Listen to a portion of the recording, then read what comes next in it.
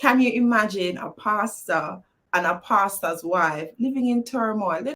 We may look different and live in different countries, yet our stories are knitted with the same threads of excitement, uncertainties, challenges, and victories. As we journey through the ups and downs of life, it is our undeniable will and God's strength that propel us to joy after pain, smile after frowns, and ups after downs. We were born to win. We were destined to greatness. We are overcomers.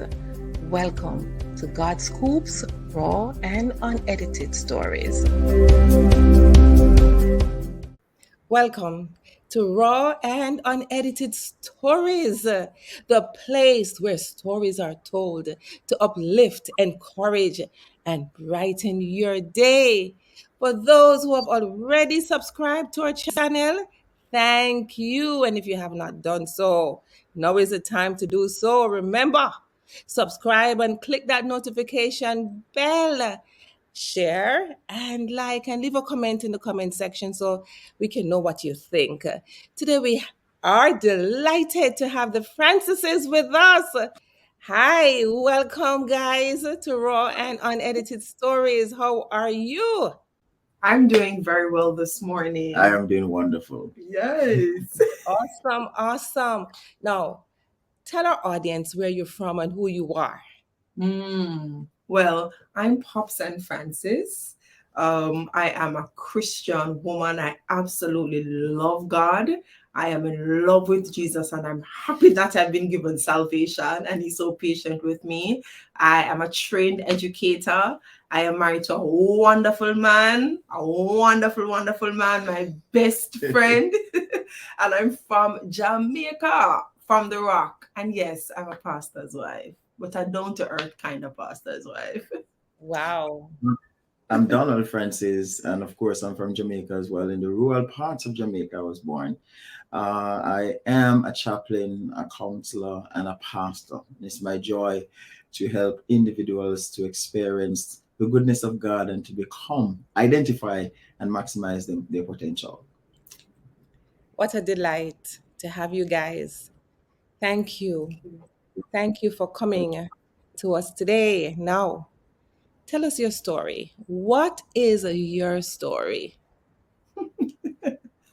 We have so many stories as individuals, as a family, in ministry. But today we want to pinpoint a specific journey that we have been on.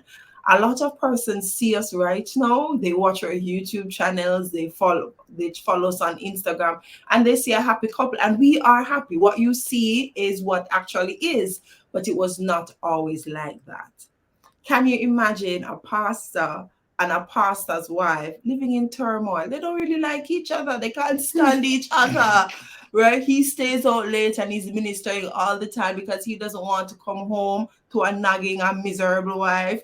And I'm staying out late at work. School ends at 3, but I'm still at school until 9, 10 o'clock at night because we just don't want to see each other. We're almost at the verge of divorce. In fact, we had made that decision. It's time to split. It's time to go.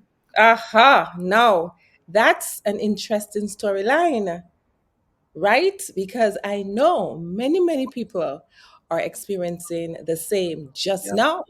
Now, before you even begin to talk about that journey, how did you guys meet? How did your love start? Go ahead.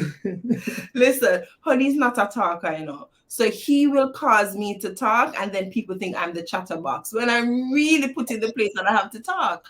Tell them your version of the story. Okay. Tell the truth, no. I always tell the truth. All right. So in 2020, in 20 2003. 2000, I moved from the country to town in order to attend high school. town. You move from the ghetto, ghetto. into more. It's not suburban, but outside of the ghetto, Right. Old Harbor. So, and we didn't meet until what, 2 or 3 years after? Yeah, about 3 years after 2003. You see, he's still allowing me to tell a part of the story. So I was, let me see how we met now. So every afternoon when I was coming from school, so I went to Via Technical High School in Jamaica, Clarendon. So this is what I would see when I was passing by. I was always a neat guy passing by. and every afternoon she would come out, she and her mommy to watch me pass. It was one afternoon. But I saw him more than once. You saw me. But actually, it was one afternoon. Continue. Tell it every afternoon, really. Yes. Wait a minute. You said this is what I saw. Tell me exactly what you saw. Tell me what attracted you to this woman. Talk to me. Okay. I like your part. I like you. So when I was passing by at the time, you know, I was a very polite guy. But afterwards, then I was like a leader in the church, personal ministry director of my church. And we were planning an evangelistic series. So we started to scout the area. So I ended up at her house.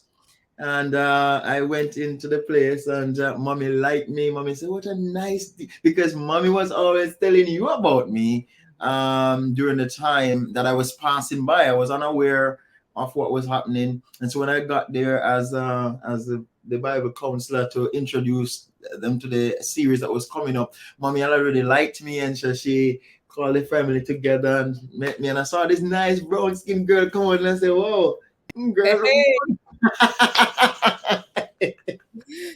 Nice brown skin girl. Hey. The truth is,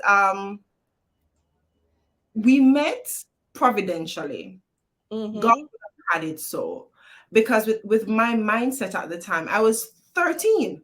2 weeks before my 14th birthday.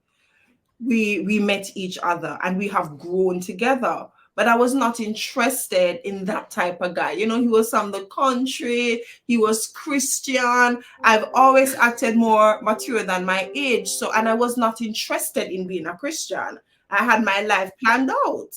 I wanted to get a lot of tattoos and piercings. I was a feminist. I wanted to become a criminal lawyer, to specialize in like sexual offenses because of my experience having experienced childhood sexual abuse. And so I was not interested in any of that. But God said, "No, I have to catch you from 14, because if I don't, you're going to be one rebellious child." So he used money to get me. Intercepted her plan. He and my mother intercepted my plan. Yes. But she's saying that, but she liked me and didn't know.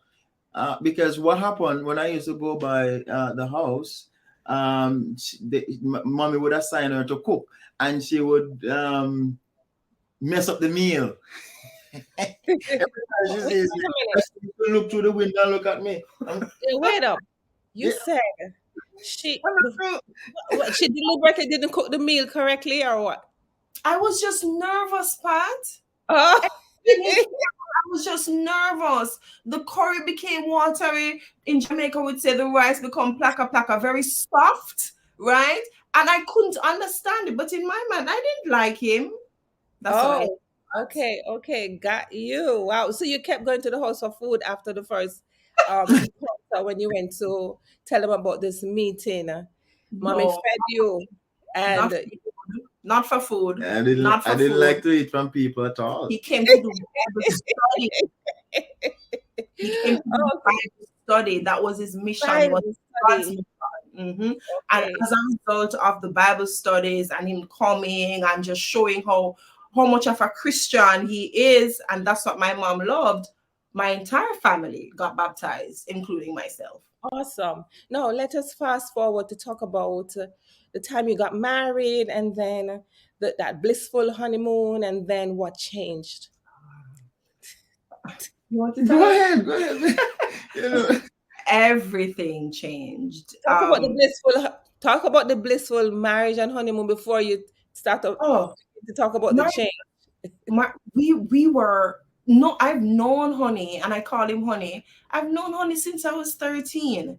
We Mhm. grew up together. The chemistry was there. The bond was there. We knew everything about each other. Nothing barred. We became frenemies. Then when we became friends, then we became best friends. So marriage for us, it wasn't, oh, we knew each other inside out. It was beautiful. And everybody thought we were meant to be together, with the exception of a church sister who wanted him for her daughter, but everybody else thought that we should be together. And because of my experience, having seen abuse